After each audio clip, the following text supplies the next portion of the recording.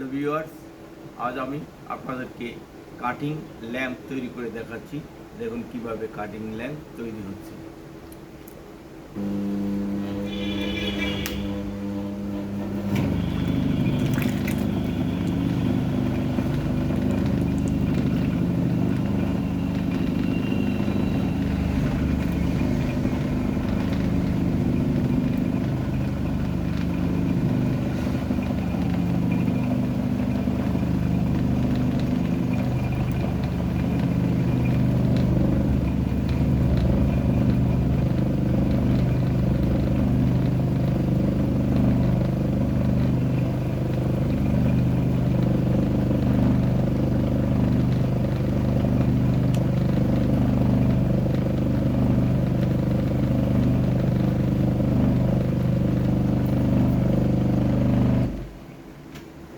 দেখুন কাটিং ল্যাম্পটি তৈরি কমপ্লিট হলো।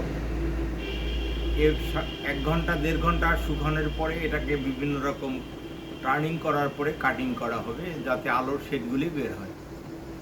যদি এই ধরনের কাটিং ল্যাম্পের শেপ যদি আপনাদের ভালো লেগে থাকে তাহলে অবশ্যই কমেন্ট করবেন, লাইক করবেন, শেয়ার করবেন।